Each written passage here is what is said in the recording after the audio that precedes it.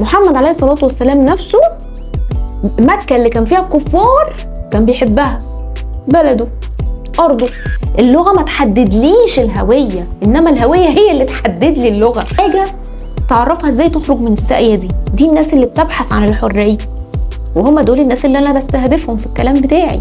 مش كل الناس يا جماعة تبقى عايزة تسمع الكلام ده.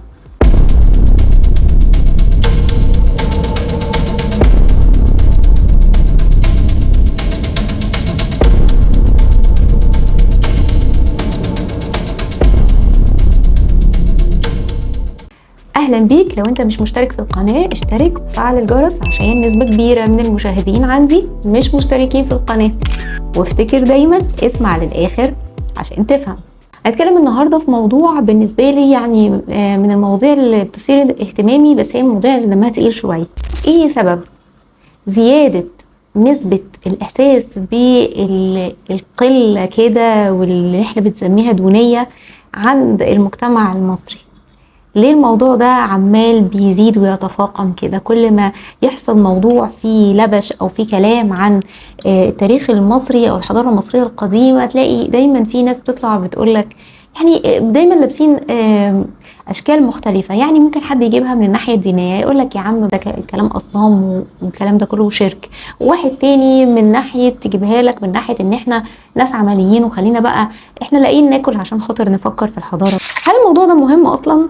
بصراحة بيني وبينكم أنا واحدة من الناس اللي ما كنتش أصلا مهتمة بالمواضيع دي، والكلام ده يعني مش من بعيد على فكرة. يعني خلال السنتين اللي فاتوا ابتديت أبص للموضوع بنظرة مختلفة، لكن قبل كده أنا ما كنتش مهتمة أصلا لا بالإيجاب ولا بالسلب. اللي هو يعني أنا عندي حاجات كتير في حياتي ومسؤوليات وحاجات شغلاني، يعني هفكر ليه في الحضارة المصرية؟ ابتديت انتبه له بسبب حاجة انا بعملها. الحاجة دي هي ان انا كنت مخصصة موضوع معين اركز فيه البحث بتاعي، وهو ازاي المجتمعات بتبقى حاسة انها قليلة قوي ومتدنية قوي، وفي مجتمعات بتبقى حاسة انها عالية قوي برغم ان ممكن ما يكونش عندها يعني الجذور اللي تخليها حاسة بالاستحقاق العالي ده. ليه ده بيحصل؟ بس على مستوى المجتمعات. انا عارفه ان في ناس بتعمل ده على مستوى الافراد، ولكن انا كنت باخد الحالات وادرسها على مستوى المجتمعات، وكان شغل الشاغل ان انا اعرف ليه ده اصاب المجتمع المصري.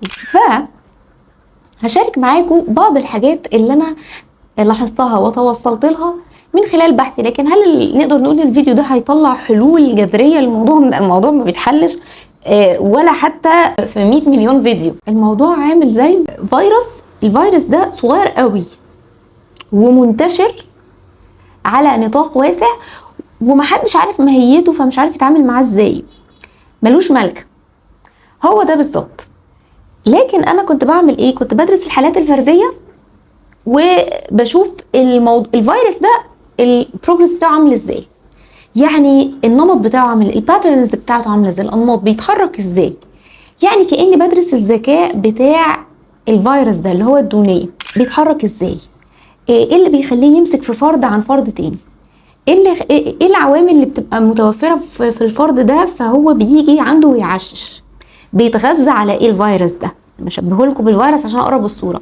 بيتغذى على ايه؟ طب ايه الحاجات اللي بتضعفه؟ طب ايه الحاجات اللي بتقويه؟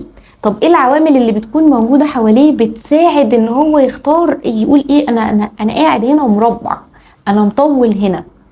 وايه الحاجات اللي ممكن في ايدينا نعملها، وايه الحاجات اللي بره ايدينا نعملها. من اهم العوامل اول حاجة ان احنا نفهم ان الدونية دي بتصيب المعتقد الاساسي عن نفسك، بنسميها بتصيب الكور بتاعك. اجيب لك مثال بسيط. لما تتصرف تصرف مش اشيك حاجة في مكان عام قصاد الناس، يطلع منك تصرف مش اشيك حاجة، فلما تلاقي نفسك او الصوت اللي جواك بيقولك ايه الكسفة دي، انا اتصرفت غلط، يبقى ده وصف للسلوك بتاعك كده بعيد عن الكور بتاعك، بعيد عن نفسك نفسها. انت بتوصف السلوك بتاعك ان هو وحش وبالتالي بتصلحه. لكن الشخص اللي عنده مشاعر دونية او عنده هي مش مشاعر عامة، يعني عنده الدونية موجودة جواه، بيفكر ازاي او بيعلق على الموضوع ده ازاي. بيقول انا شخص غبي مثلا، انا حمار ان انا عملت التصرف ده قدام الناس، انا هبل، انا عبيط. والاغلب لما يقول ده جواه بياخد الشتايم دي ويرميها على نفسه من جوه، مش على السلوك، على نفسه ومن جوه. فطبعا يعني احد مراحل اللي بتوصل للدونية او احد الخطوات اللي بتخليك تعرف ان انت ماشي في الطريق ده هو جلد الذات، اللي احنا بنقعد نعمل عليه كوميكس على السوشيال ميديا. ده ما نعملش كوميكس يا جماعه، الحاجات دي سيئه وبتودي في حته وحشه. وده مثال بسيط قوي وفرق بسيط قوي انه تقدر تعرف اذا كنت انت عندك بعض احاسيس الدونية. طب هل دي حاجه تخليك تحس بالدونية؟ دي بقى التريك اللي موجوده للاسف عند احساس الدونية ده. انه اول حاجة زي ما قلنا هو مرتبط باعتقادك عن نفسك، مش اعتقادك عن سلوكياتك، مش اعتقادك عن طريقة تفكيرك، مش اعتقادك عن شكلك، مش اعتقادك عن لبسك، مش اعتقادك عن دراستك. لا، لما تاخد الوصف بتاع السلوك وتحطه على نفسك، هو ده الاحساس الدونية. وكمشاعر بيعمل مشاعر عالية قوي من العار. يعني لو عايزين نترجم كلمة الدونية بشكل مشاعر هنقول هي مشاعر العار، شيم. مشاعر العار هي دي اللي بتسبب ان البني ادمين يبقى عندهم نسبة عالية من الغضب ويقعدوا يكتموه جواهم. ليه؟ لان هو بيغضب ان هو غضبان، ويقعد يغضب ان هو غضبان على الموضوع ده، وبعدين يغضب ان هو غضبان ان هو غضبان على الموضوع ده، وهكذا. بيعرف يحول كل حاجة بتحصل له ان هو يحولها لكرباج ويقوم ضارب بيها نفسه. من الاسباب الرئيسية اللي انا لاحظت انها موجودة عند المصريين او عند المجتمع المصري، عارف انت لما تكون تعبان، مرهق، منهك، ومحتاج ان انت تتغذى، تيجي تقول لا والله انا هأسس نفسي وهعمل جذور عميقة لنفسي، سواء ماديا، الحالة الاجتماعية بتاعتي، شكلي واهتمامي بمظهري، اهتمامي بصحتي، انا همد الجذور بتاعتي في كذا مجال بحيث ان انا ابقى واثق من نفسي واعرف اتعامل كده وانا متغذي نورجد وعامل بالانس وتوازن في نواحي مختلفة من حياتي.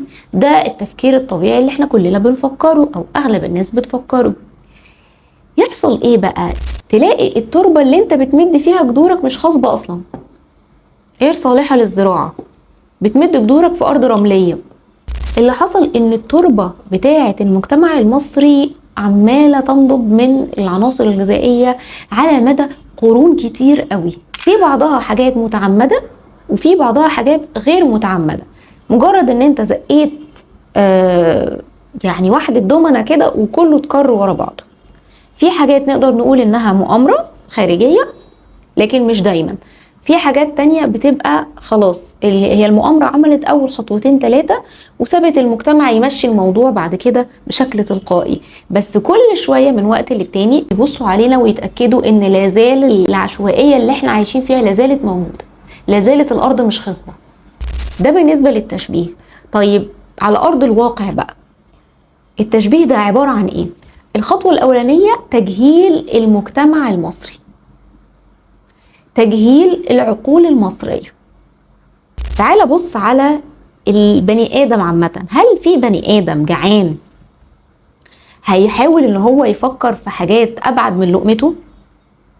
طب هل في بني آدم عيان؟ انت لما بيكون عندك صداع، شوية صداع، هل بتقدر ان انت بقى تفكر في خططك المستقبلية وتطلع الكراسة اللي في الدرج وتقعد تشطب على الحاجة اللي انت عملتها وتعمل تو دو ليست هل ده بيحصل؟ شوية صداع. فطول ما انت صحتك تعبانة انت كده طبيعي مش هتبقى مدي اهتمام لأي حاجة ليها علاقة بان انت تربط نفسك بالأرض. هتبقى مركز في صحتك، حل مشاكلي الأول.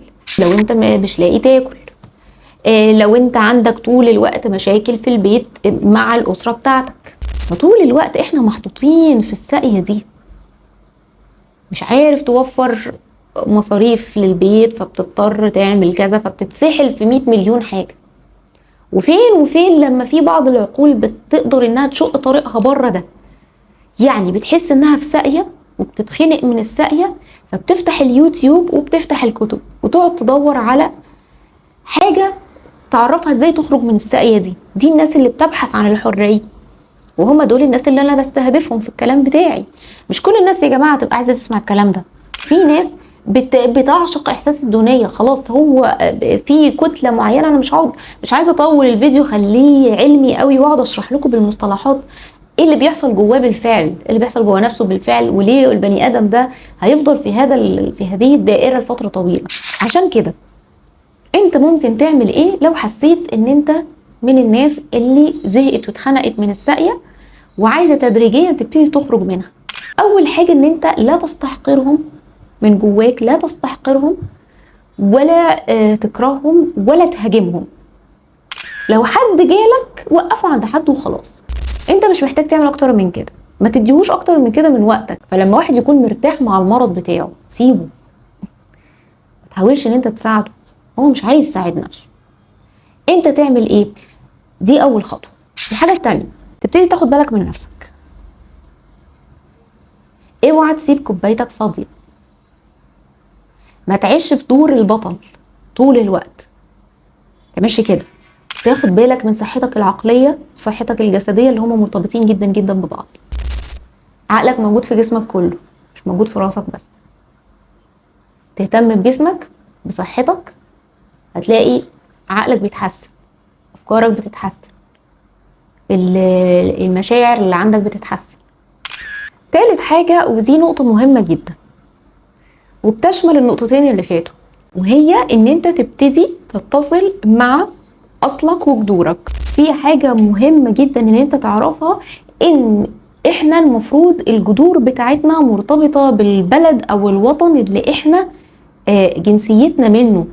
الامة اللي موجودة على اساس غير الارض بيحصل بينها مشاكل كتير.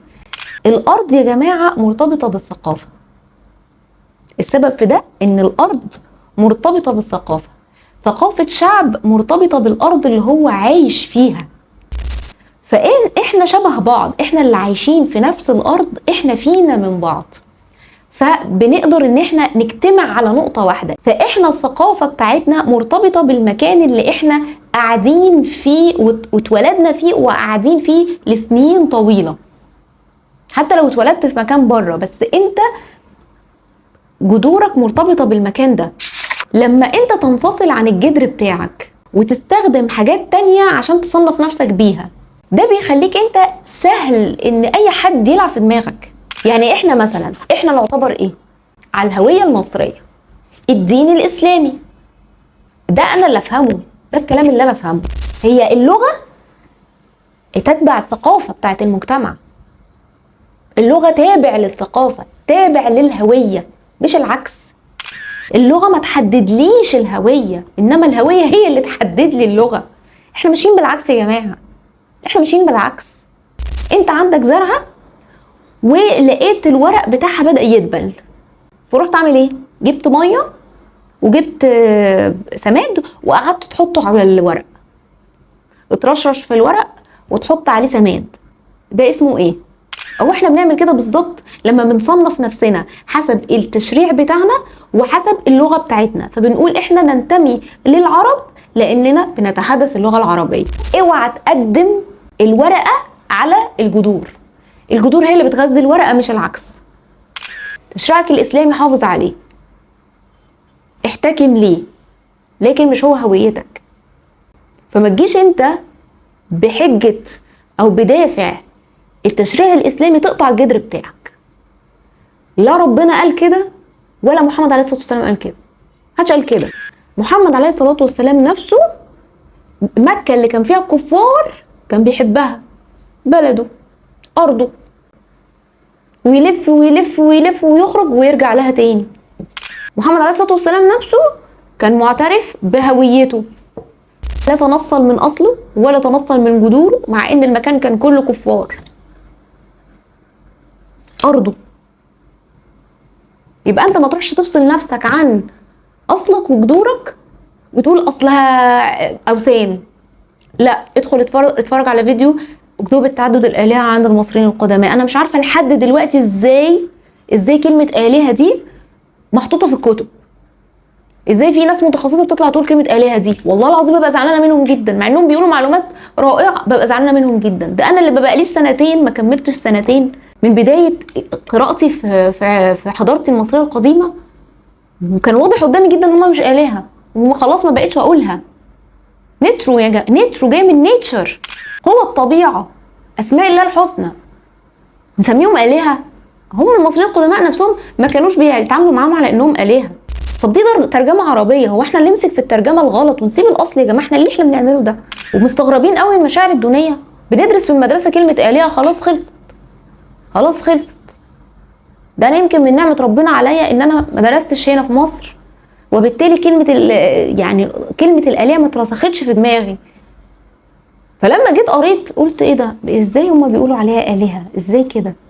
لا، هو واضح قوي بالنسبه لي ان عقيده المصري القديم ملهاش دعوه بالوثنيه، باينه قوي، واضحه جدا بالنسبه لي. عايزه تتخلص من المشاعر الدونيه بتاعت تماما تماما تماما تماما عن اي معتقدات تقصف جبهه الجذور بتاعتك، ابعد عنها تمام. غزل التربه اللي انت حاطط فيها جذورك، ووصل لجذور، وبعد كده بقى دور على الورق وعلى الثمر.